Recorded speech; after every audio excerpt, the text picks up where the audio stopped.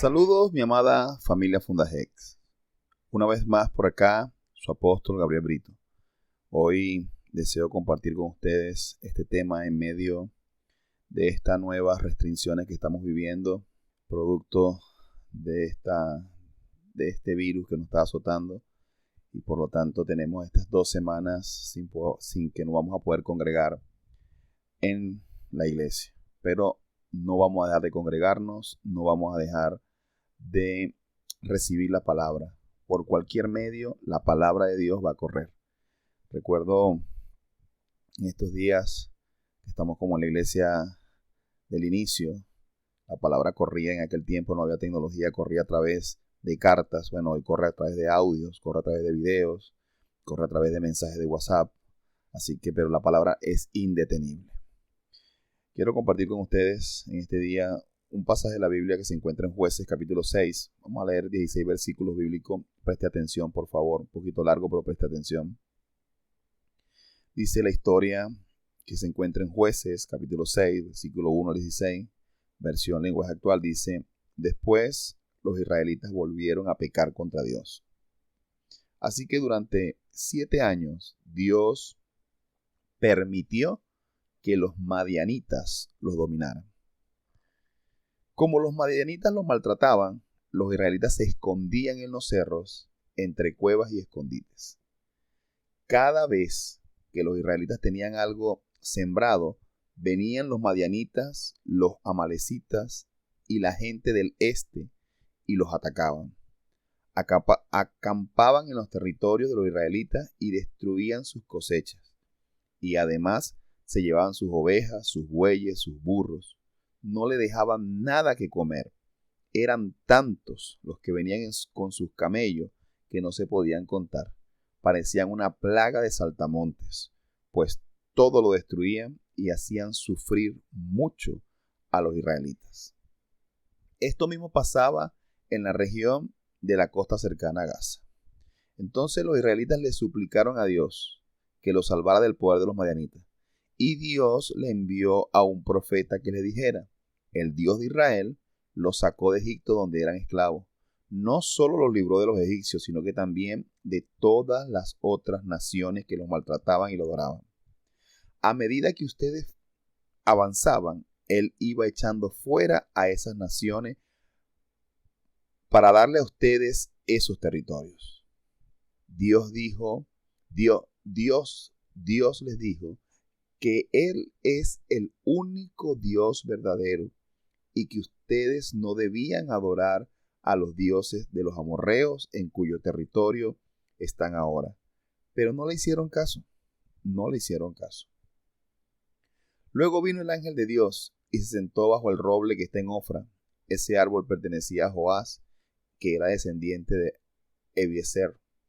En ese momento Gedeón, hijo de Joás, estaba limpiando trigo a escondidas de los madianitas, en lugar donde se pisaban las uvas para hacer vino. El ángel de Dios se le apareció a Gedeón y le dijo: ¡Qué fuerte y valiente eres! Por eso Dios está contigo. Gedeón le respondió: ¿Perdón? Señor, si Dios está con nosotros, ¿por qué nos pasa todo esto? ¿Por qué no hace milagros como cuando nos libró de Egipto? Nuestros antepasados nos han contado las maravillas que Dios hizo antes, pero ahora nos ha abandonado, nos ha dejado caer en manos de los madianitas. Entonces Dios mismo miró a Gedeón y le dijo: pues eres tú quien va a salvar a Israel del poder de los madianitas. Además de tus propias fuerzas, cuentas conmigo. Gedeón le preguntó a Dios: pero mi Dios, ¿cómo podré librar a los israelitas? Mi grupo familiar es el más pobre de la tribu de Manasés y yo soy el menos importante de toda mi familia. Y Dios le contestó: podrás hacerlo porque yo estaré contigo para ayudarte y derrotarás a los madianitas como si derrotases a un solo hombre. Cuando el Señor llama a Gedeón para traer libertad sobre su nación, ellos se encontraban en un estado muy caótico. Se encontraban esclavizados no solo bajo un sistema de gobierno, sino también estaban esclavizados bajo un espíritu de pobreza, bajo un espíritu de ruina. Cuando nosotros leemos Gedeón del 1, Jueces del 1, Jueces 6, del 1 al 13, esos primeros 3 versículos que acabamos de leer, nos damos cuenta de esto. Él decía que Dios, los israelitas volvieron a pecar y así durante 7 años Dios permitió que los dominaran los madianitas. Y los madianitas dice que hacían que los israelitas se escondieran en los cerros, en las cuevas, y que cuando tenían algo sembrado, estos venían y se los comían. Este espíritu de ruina, de pobreza, de miseria, no solo tenía como objetivo robar lo que los israelitas producían, sino que también destruir todo lo que hacían. Destruirlo, no solamente se robaban la producción, destruían todo lo que hacían. ¿Por qué? Porque estaban con eso no solamente robándolo, sino matando su deseo de superación, su deseo de bienestar, su deseo de su visión de futuro, porque este espíritu viene con esa intención. Dentro del pensamiento normal de los israelitas en aquel tiempo se decían, ¿para qué seguir esforzándome por tener algo? Yo he escuchado en este tiempo gente que dice, ¿para qué estudiar si estudiar no vale de nada? Como si Venezuela todo el tiempo seguirá estando así. Entonces ese es un espíritu con el cual estamos luchando, un espíritu de miseria, de pobreza, que no solamente nos roba lo que producimos, sino que también mata todo nuestro deseo de superación. Por eso ellos decían, ¿para qué seguir esforzándome por tener? Si igual vienen esto y siempre se lo roban. ¿Para qué matarme tanto si igual no me alcanza? ¿Para qué trabajar tanto si igual no me alcanza? Estos pensamientos son muy parecidos a lo que mucha gente tiene hoy. Tanto trabajar y no tengo nada. Tantos matarme y no tengo nada. Ya los ricos están completos. Este es el mismo pensamiento, la misma actitud o el mismo síntoma del ataque de un espíritu de ruina que se enquista en personas, que se enquista en familias, en sectores, en naciones completas se enquista este espíritu. Y su fin, como les decía antes, no es solamente quitarte lo que tienes, sino que nunca te supere para que siempre seas un pueblo fácil de dominar. Un pueblo que nunca tiene sueños, que no cree que alcanzar nada, que siempre dependa de lo que las dádivas que le den otros. Entonces es un pueblo que siempre va a ser fácil de dominar. Por eso estamos hablando que no solamente es un sistema de gobierno, sino que estamos hablando que es un espíritu de ruina. La Biblia hace mucho hincapié que Madián lo que buscaba era destruir. Diga conmigo ahí, destruir. Esa palabra es muy clave. En el original, esta palabra te revela cuál es el actuar de ese espíritu de miseria. Destruir en el hebreo, que es la palabra kahak, significa arruinar, quebrantar, verter, violar, echar a perder, enloquecer, estropear, corrupción, dañar, derribar. ¡Wow! Cuántas palabras que pueden describir lo que estamos viviendo en este momento. No hay duda, no cabe duda que estamos bajo un espíritu terrible que está buscando y con mucho éxito en muchos niveles destruir, arruinar, quebrantar, verter, violar, echar a perder, enloquecer, estropear, corromper, dañar, derribar. El problema de Israel se presentaba cada vez que ellos sembraban. Los madianitas venían y destruían sus tierras. Esto era algo que se volvió cíclico, año a año, temporada a temporada, siempre pasaba lo mismo. Se daba cada cierto tiempo, se daba este fenómeno en Israel. Trabajaban, sembraban, cuidaban y en el tiempo de cosecha venía Madián y destruía. Y se repetía ese ciclo una y otra vez. Una y otra vez. ¿Por qué esto? Porque esto lo que busca, este espíritu también lo que busca es decepcionarte, que te canses de luchar, que para qué si siempre pasa lo mismo, que te entregues, que tu fe se apague. Una de las cosas que es más terrible del espíritu de miseria, de ruina, es que tu fe se apague, que no creas en Dios, que no creas que Dios puede hacer algo, que te entregues por completo. Esto pasó en Israel durante 7 años seguidos. Ellos vieron esta situación cada año, cada temporada, hasta que un día se cansaron y clamaron por justicia, clamaron que Dios hiciera justicia. Y eso es algo que estamos nosotros en este tiempo haciendo, que el pueblo despierte, que la gente despierte, que clamemos todo por justicia a Dios, porque es la única, de donde, lo único de donde puede venirnos ayuda, de donde puede venir que se haga realmente justicia. Entonces, es tiempo que despertemos, pero hay mucha gente todavía que porque ha sido constante esto, que ha sido constante, entonces hay gente que ya está decepcionada, que está entregada, que no tiene fe para cambiar, que está esperando que se muera más bien que morirse para acabar con esto. No, Israel durante 7 años seguidos vivieron esa situación hasta que clamaron para que Dios hiciera justicia. Hoy hay muchas familias, muchas personas y naciones acostumbradas a lo malo, que se acostumbraron que las cosas tienen que ser así. Están como hechizadas por la maldad, porque ya les resulta hasta natural que las cosas sean así, que todo tenga que ser así, y las aceptan como si fuesen completamente normal. Y siempre me encargo de decirle que esto no es normal.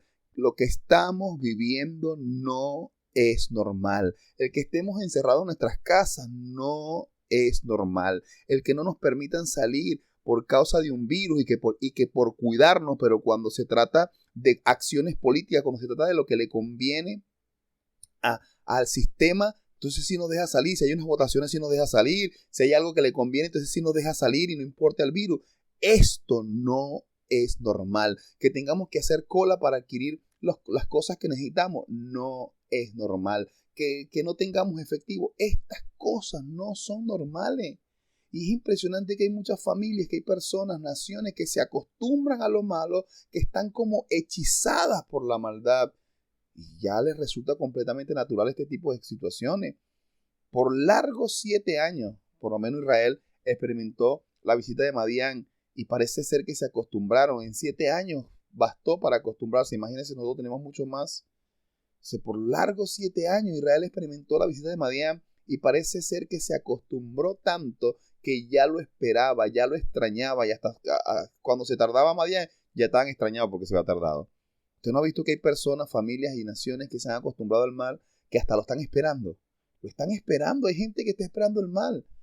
Hay gente que dice, ay, como que me está saliendo todo bien, es que porque seguro que algo malo me viene.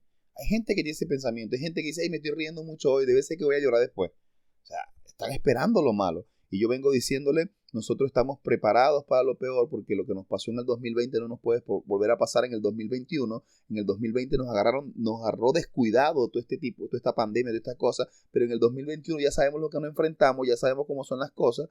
Entonces estamos preparados para lo peor, estamos preparados para enfrentar lo peor, y lo peor lo enfrentaremos y lo venceremos en el nombre de Jesús. Pero nosotros no estamos esperando lo peor, estamos esperando lo mejor de nuestro Dios en este tiempo.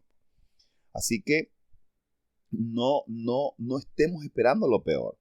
Es que hay gente que dice, es que a mí siempre por esta fecha me pasa algo. Eso igual todo el tiempo. Es normal, a mí siempre me pasa eso. No, rompa con eso en el nombre de Jesús. No es normal. No es normal. Tiene que llegar un momento de que alguien se canse, de que usted se canse, de que alguien de la familia se canse y rompa ese ciclo de maldad, rompa ese ciclo de miseria, rompa ese ciclo de enfermedad, rompa ese ciclo de pobreza. No tiene por qué ser normal. Así que hoy yo le insto a que usted se canse de eso y decida romperlo. Dios está buscando a alguien que se pare firme y decida enfrentar a Madián, decida por su familia, decida por su nación enfrentarse a Madián. Israel un día se cansó y ese día clamaron a Dios para que hiciera justicia. Clamaron a Dios, y es que eso tenemos que hacer. Un día Israel se propuso a buscar a Dios, a ver qué estaba pasando y por qué. Y ese día Dios levantó un profeta. Dios le dijo que le envió a un profeta y le dijo que eso no tenía por qué ser así. Y que le dijo cuál era la causa y cuál era la solución. Su clamor, su búsqueda incesante de Dios, siempre va a desatar respuestas a sus males. Cuando uno busca a Dios, cuando uno clama a Dios, cuando uno busca a Dios de todo corazón, eso siempre va a desatar respuestas a nuestro favor. Dios siempre va a enviar su palabra a través de un profeta, a través de la escritura, a través de Dios siempre va a enviar respuesta. Y en el caso de Israel, Dios le envió un profeta y le dijo, todo lo que están pasando es por su desobediencia. Dios le dijo, el profeta le dijo, Dios los sacó de Egipto, Dios los ayudó, Dios los ha librado, Dios siempre ha estado con ustedes, pero les dijo que no adoraran a los dioses que de los amorreos en la tierra, de los dioses que adora la gente en la tierra donde están. ¿Y qué pasó? Dice la escritura que el profeta le dijo, no le hicieron caso. Y ese siempre ha sido el problema del ser humano, querer ser más sabio que Dios, querer hacer las cosas a su manera, dejando a Dios de un lado. Y la desobediencia siempre nos pone a merced del enemigo. Siempre, siempre, siempre. Entonces, esto de acá podemos sacar una enseñanza. La desobediencia, aparte de ponerte al merced de tu enemigo, te lleva a un grado tal de brutalidad que el diablo te ataca de la misma manera durante largos periodos de tiempo en tu vida y no sabes cómo defenderte. Miren lo que pasaba con Israel. ¿Por qué? Por desobediencia. Por desobediencia se embrutece. La persona que desobedece a Dios se embrutece. Y tanto así que el diablo lo atacaba de la misma manera durante largos periodos de tiempo en su vida. Y él no sabía cómo defenderse. ¿Por qué? Porque si alguien viene y te roba, te lo hará una sola vez. Porque cuando lo vuelves a ver, tú no le vas a dar ni chance de que te vuelva a hacer lo mismo. Tú vas a hacer cosas para protegerte, pero no. Israel siempre venía y lo esperaba. Por desobedecer a Dios, por tratar de vivir ignorando sus principios, haciendo lo que le daba la gana, Israel vivía como embrutecido, a tal punto que ya no sabía ni siquiera cómo defenderse de lo que estaba pasando. Por eso, Dios le tiene que enviar un profeta que le refresque la memoria. Dios le dijo, mira, Israel, tú tienes un Dios que siempre te ha librado de los problemas. Ese mismo Dios que lo hizo ayer, ese mismo Dios que lo hizo con los egipcios, también lo puede hacer ahora. Y es algo que yo siempre les he dicho. Ese mismo Dios en que tú creíste y que al principio te dio resultado, ese mismo Dios por el cual tú estás hoy todavía asistiendo a la iglesia, ese mismo Dios en el cual tú creíste que hizo cosas por ti ayer, ese mismo Dios lo puede también hacer hoy y lo va a hacer hoy y lo va a hacer mañana. Ese mismo Dios que actúa a favor de Israel también actúa a favor mío y actúa a favor tuyo. ¿Qué está esperando? Que le creas, que lo busques de todo corazón, que lo tomes en cuenta, que dejes de estar tratando de hacer las cosas a tu manera. Ese Dios le dice a Israel, le refrescó la memoria, y no solamente refrescó la memoria, sino que al Israel clamar, una vez más levantó un libertador. Y quiero que en la siguiente parte de esto que estoy hablando puedas notar cómo era este libertador que Dios levanta, cómo era, porque he aquí donde viene el tema de esta prédica, porque nosotros siempre hemos pensado que la solución a nuestros problemas viene de afuera, pero no, la solución a nuestros problemas no viene de afuera. Así que quiero que observes esta segunda parte porque te he dado simplemente la patología, lo que está pasando, el problema, pero ¿dónde está la solución? En esta segunda parte quiero hablarte de esto, en este segundo punto quiero hablarte de esto. Entonces conozcamos un poco al libertador, conozcamos un poco a Gedeón. Cuando Dios envía a su ángel para llamar a Gedeón, lo halla ocupadísimo haciendo lo mismo que estaba haciendo todo el mundo. Estaba escondiendo el trigo en una prensa de uva antes o sea, para que no se lo robaran. Ahí estaba Gedeón. Gedeón no era diferente a los demás. Estaba asustado igual que los demás de Israel. Buscaba cómo esconderse en cuevas, en cavernas, en lugares fortificados, igual que los demás. Pero a mí me llama mucho la atención, siempre me llamó la atención de esta historia, que cuando el ángel se le presenta, el ángel le dice, el Señor está contigo, y lo llama guerrero valiente. Me gusta mucho cómo dice esta versión, porque esta versión dice, qué fuerte y valiente eres, por eso Dios está contigo. Sí, imagínate tú, fuerte y valiente a uno que estaba escondido igual que los demás. Estaba escondido igual que los demás. Gedeón no era ni tan valiente ni tan guerrero aparentemente. Entonces, ¿por qué? Estaba haciendo igual que los demás. Ahora, la pregunta sugería por qué Dios lo llama valiente, por qué Dios lo llamó guerrero, por qué Dios dijo que era fuerte, por qué, porque eso sería la pregunta. Porque Gedeón estaba haciendo lo mismo que estaban haciendo los demás. La respuesta que le puedo dar a esta pregunta es porque Dios siempre, y lo he venido hablando todos estos días, Dios siempre te ve como lo que tú puedes llegar a ser y no como lo que tú eres actualmente. Dios siempre te ve como lo que tú puedes llegar a ser y no como lo que tú eres actualmente. Dios te ve en función de tu potencial, de lo que tú puedes hacer si tú despiertas lo de Dios que ya está en ti. Despierta lo que ya Dios puso en ti, esos dones, esos talentos, ese carácter que Dios puso en ti. Si tú lo despiertas, entonces Dios siempre te ve así. Por eso Dios llamó a Gedeón valiente, guerrero, esforzado. Lo llamó así porque sabía que si Gedeón despertaba como despertó, lo podía lograr hacer. Dios a nosotros no nos ve a través del desalentador lente de nuestros fracasos pasados. O sea, que a veces nosotros nos vemos y nos vemos en función de lo que no hemos podido lograr en nuestros fracasos. Dios no nos ve así. Dios tampoco nos ve a través de las frustraciones, de la victoria que no hemos alcanzado. No, Dios no nos ve así. Dios nos ve a nosotros a través de las futuras victorias que tiene reservadas para nosotros. Por eso Dios nos dice que somos más que vencedores, porque Dios sabe que en Él nosotros podemos vencer todas las batallas que tengamos que enfrentar por delante. Con Dios las venceremos. Ahora, esto yo lo traigo a la escena porque muchos de nosotros nos sentimos descalificados. Hay mucha gente que se siente como Gedeón, se siente descalificada para creer que Dios puede hacer cambios en su familia, cambios en su vida, inclusive cambios en su hábitat, en su lugar donde viven, en su sector, en su territorio, en su trabajo, que Dios puede utilizarlo para hacer grandes cambios a través de él. Y hay mucha gente que se siente descalificada para eso.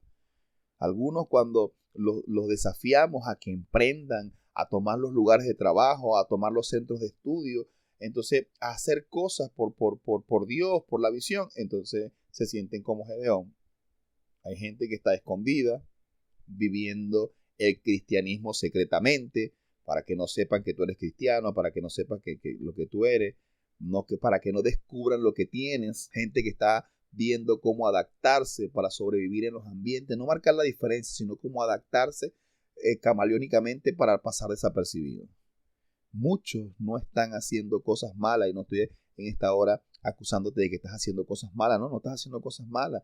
Simplemente tienes una mentalidad de sobreviviente. Tienes una mentalidad de sobreviviente en su ambiente, el de pasar desapercibido, el no cambiar las cosas. Pero Dios no te llamó a tener una mentalidad de sobreviviente, sino una mentalidad de transformador. La gente de generación de excelencia, nuestro llamado principal tiene que ver con transformadores de ambiente.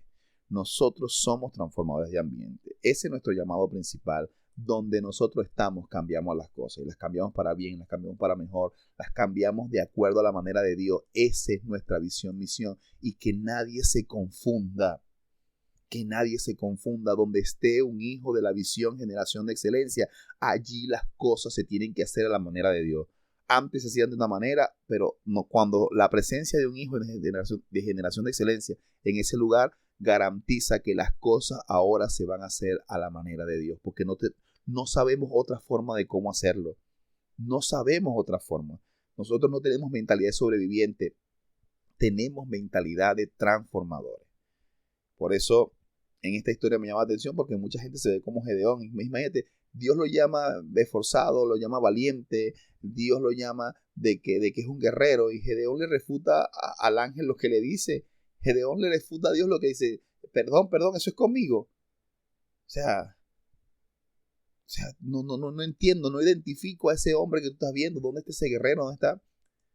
Gedeón le refuta al ángel lo que el ángel le dice, diciéndole que él era, prácticamente le dijo, eres un inconsciente al decir todas esas cosas de acuerdo a lo que estamos viviendo. Mira todo lo que estamos viviendo y tú me estás diciendo a mí todo ese tipo de cosas. Por eso el Gedeón le respondió, perdón.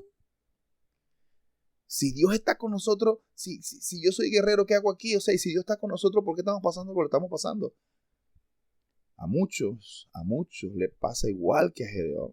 Cuando Dios nos da una palabra que nos desafía a creer, que nos desafía a avanzar, que nos desafía a salir de nuestro círculo de comodidad, de nuestro metro cuadrado de comodidad, y que nos desafía a la transformación de nuestros sectores, de nuestra familia, de nuestra tierra. Entonces, o sea, a nosotros nos tiembla como Gedeón. O sea, perdón, Señor, me estás diciendo a mí. Cuando Dios te dice que tu situación actual puede cambiar, que nuestra familia puede ser transformada, que mi situación económica puede ser transformada en medio de esta crisis, en medio de esta pandemia, que Dios tiene ideas creativas para nosotros, entonces nosotros reaccionamos como Gedeón. No, eso no puede ser conmigo. Y eso también es síntoma de que revela que estamos atrapados. Cuando yo no le creo lo que Dios me está diciendo, es porque estamos atrapados por ese espíritu de miseria. Tiene atrapado nuestros pensamientos. Por eso no creemos que Dios puede hacer con nosotros lo que Dios dice que puede hacer. Cuando nosotros le refutamos a Dios, ¿acaso tú no ves mi condición, Señor? ¿Acaso tú no ves lo que yo estoy viviendo? ¿Acaso tú no ves lo que estoy pasando? ¿Acaso tú no ves quién soy yo? ¿Acaso tú no ves dónde yo vivo? ¿Acaso tú no ves lo que yo tengo? ¿Acaso tú no ves todo lo que está pasando en Venezuela, Dios? Por si no lo sabes, déjame informarte, Dios. En Venezuela está pasando esto. Gedeón le pudo decir a Dios, tenemos 7 años siendo oprimidos por los mismos problemas. Quizás en tu agenda, Dios, tan ocupada arreglando el universo, atendiendo a otros, no te has enterado de lo que estamos pasando nosotros. Pueden ser los reclamos de Gedeón, son los reclamos de muchas personas que creen que Dios se olvidó de nosotros. Y a mí me llama muchísimo la atención que el Señor no le respondió a Gedeón ninguna de sus preguntas. Solo le lanzó una palabra que le reventó el cerebro. Y es de donde yo tomo el tema de esta prédica. Dios le dijo a Gedeón, pues eres tú quien va a salvar a Israel del poder de los madianitas. Y además de que lo vas a hacer con tu propia fuerza, vas a contar con mi apoyo. Quiero que te pongas en esa escena. Quiero que te pongas allí conmigo. Mira a Gedeón, mírate a ti.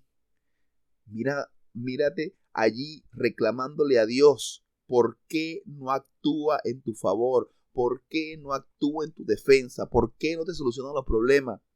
Así estaba Gedeón reclamándole a Dios, reclamándole por qué Dios no actuaba, por qué Dios no le había salvado, por qué no les había solucionado el problema. Imagínate a ti y a Gedeón en ese lugar, en esa posición. Y viene Dios y le responde, qué curioso. Yo te iba a preguntar lo mismo. Yo tengo también la misma pregunta para hacértela a ti. O sea, ¿por qué tú no has solucionado el problema? Si lo vas a solucionar, eres tú. Si la persona a quien yo voy a utilizar es a ti. Si la persona que yo tengo en esa familia para que cambie las cosas eres tú. Si la persona que yo tengo en ese trabajo para que cambie las cosas eres tú. En esa universidad, en esa escuela, en ese liceo, en ese lugar donde estás, en ese barrio, en ese sector donde vive. La persona que yo tengo para cambiar las cosas eres tú. Y lo vas a hacer con la habilidad que tú tienes, lo vas a hacer con la fuerza que tú tienes, además de contar con mi apoyo y con mi fuerza también.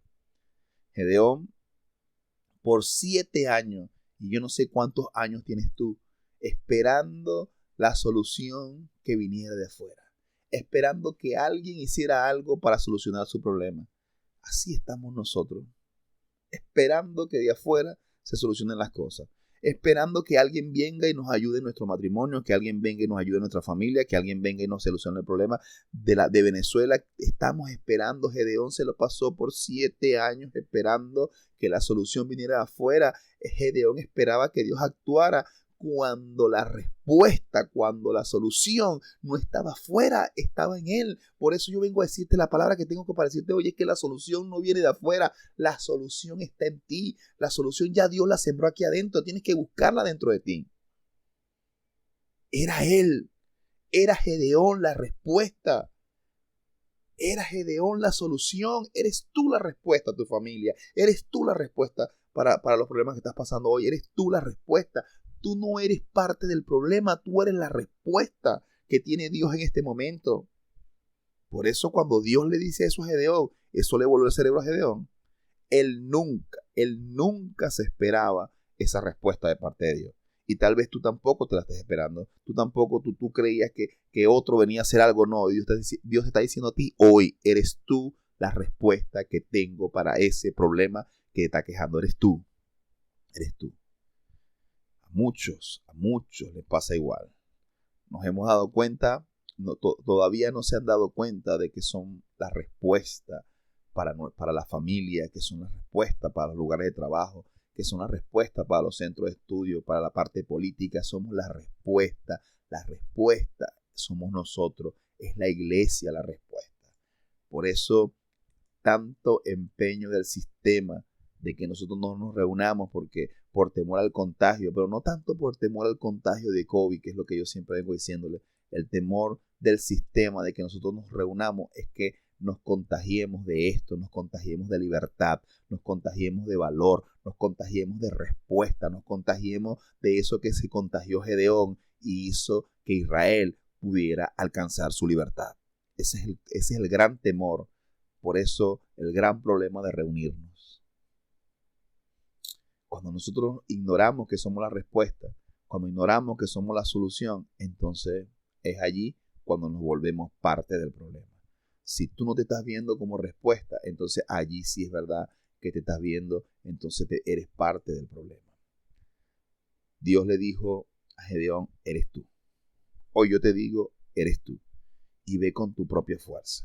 Ve con tu propia fuerza. Y tal vez tú me digas también esta mañana o este día como Gedeón, pues tú me digas que con cuánta fuerza, qué fuerza tengo yo. Yo no tengo fuerza. Cuando tú lees la escritura, Gedeón le dijo eso. ¿Cuánta fuerza tenía Gedeón? Según Gedeón, prácticamente no tenía ninguna. Gedeón venía de una familia económicamente que no tenía fuerza para poder adquirir armas y armar un ejército. Aparte, Gedeón era el menor de su casa. O sea, Gedeón no tenía ni voz ni mando entre sus familiares. No tenía influencia sobre sus familiares porque era prácticamente el menor. Entonces, Gedeón humanamente no tenía fuerza, así como tal vez tú hoy me dices que yo no tengo fuerza. ¿Cómo voy a hacer eso? ¿Cómo voy a hacer yo la solución del problema que está quejando mi familia, mi nación? ¿Cómo voy a hacer yo? Porque con qué fuerza, ¿cómo lo voy a lograr? Bueno, ¿de qué fuerza estaba hablando Dios? ¿De qué fuerza? Hay una fuerza que nosotros desconocemos completamente. La fuerza a la que Dios se refiere es la fuerza de la obediencia. ¿Por qué? Porque en tu obediencia está escondida tu verdadera fuerza. Cuando tú obedeces a Dios, se desata realmente tu verdadera fuerza. Hombres y mujeres pudieron hacer grandes proezas en Dios porque le creyeron a Dios, porque obedecieron a Dios. Hicieron grandes proezas que ellos humanamente no podían hacer. Te repito, en la obediencia está escondida tu verdadera fuerza. En la obediencia a Dios está escondida tu verdadera fuerza. No son muchas las habilidades que debes tener. Dios no pide que seas hábil en muchas cosas para hacer la solución de tu casa, de tu nación, de tu trabajo. No, Dios dice que lo que dé la única habilidad que Dios necesita es que seas obediente. Y por eso, por ser obediente, entonces vas a contar con todo el apoyo de Dios. Toda la fuerza de Dios se va a desatar a tu favor. ¿Por qué? Por ser obediente. Dios le dijo la misma palabra a Josué. Dice, solo te pido que seas muy valiente y fuerte. Es lo mismo que le dijo a Gedeón, pero valiente y fuerte ¿para qué? Para obedecerme siempre. Siempre. Dios le dijo a Josué, quiero que me obedezcas siempre lo que te voy a mandar a hacer, porque así te irá bien en todo lo que haces. En todo lo que haces tendrás éxito, en todo lo que haces prosperarás. Así que la obediencia te habilita legalmente para que todo el bien de Dios opere a tu favor. Escúchame bien, la obediencia a Dios te habilita legalmente para que todo el bien de Dios opere a tu favor. Así que lo que necesitas para ser un ente de transformación en tu casa, en tu nación, en tu trabajo, es obedecer a Dios. ¿Por qué? Porque en tu obediencia está escondida tu verdadera fuerza. Ahí está tu verdadera fuerza. Cada persona que se destacó en la Biblia fue por ser obediente. Fue por ser obediente. Esa es la característica número 1 de la gente del reino, obediencia. Abraham abre una historia para su casa creyendo que sería una nación por ser obediente, y de su obediencia se generaron sus fuerzas. Sansón, mientras fue obediente, a Dios, mientras cumplió con el pacto con Dios, Sansón tuvo fuerza para matar a los filisteos. Sansón, mientras fue obediente, en su obediencia tuvo su fuerza. Jesús, igualmente, Jesús nos dio una muestra de la fuerza que puede adquirir un ser humano por obediencia. En el monte Getsemaní, donde clamó: Padre, que se cumpla tu voluntad, y de allí, en obediencia, salió con fuerza para atravesar la peor de las muertes, la muerte de cruz, y en ese momento fue que trajo liberación al mundo entero. Pero Jesús, ¿dónde halló su fuerza? En la obediencia. ¿Sabes cuál es el mensaje que Dios tiene para ti en ese día? Dios te dice: no son tus fuerzas las que busco. No son tus fuerzas, es tu obediencia. De lo demás me encargo yo. De lo demás me encargo yo. Tengo planes contigo, tengo planes con tu casa. Tú eres la respuesta que yo tengo en ese lugar. Entonces, no es tus habilidades lo que yo busco. La única habilidad que yo deseo de ti es que me obedezca. De lo demás me encargo yo. Haz caso, haz lo que yo te diga que hagas, habla lo que yo te diga que hagas, haz lo que yo te diga que hagas. De lo demás me encargo yo. Deja de centrarte solo en lo que tienes, en lo que te hace falta, en las cosas que tienes para lograr que las cosas sucedan. Y entonces, cuando empiezas a hacer una evaluación, te das cuenta que no tienes nada. Entonces, por eso te frustras. No, deja de centrarte en eso. Para que las cosas sucedan, simplemente obedéceme. Sigue los procesos. Sigue los procesos que se te están dando. Sigue los procesos para conocerme. Cada uno de los procesos te lleva a conocerme más, te lleva a obedecerme más, por lo tanto te lleva a ser más poderoso. Sigue los procesos. Mantente firme.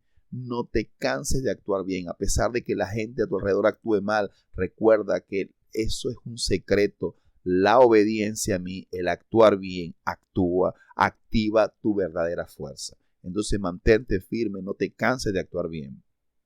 Cree a mi palabra, Determínate a hacer lo que Dios demanda de ti. Determínate a hacer lo que yo te estoy demandando, dice el Señor. ¿Por qué? Porque en tu obediencia está escondida tu fuerza. La obediencia, a pesar del temor, fue lo que hizo de Gedeón un tremendo héroe. Tu obediencia será lo que hará que todas las cosas que Dios ha declarado para ti y para tu casa se cumplan. Por eso en este día, bendito de Dios, bendita de Dios, simplemente obedece. Obedece. Este es el gran desafío. Hoy oro para que tú puedas entender el valor de la obediencia, para que se rompa en ti ese espíritu que te ha impedido creerle a Dios y obedecer a Dios.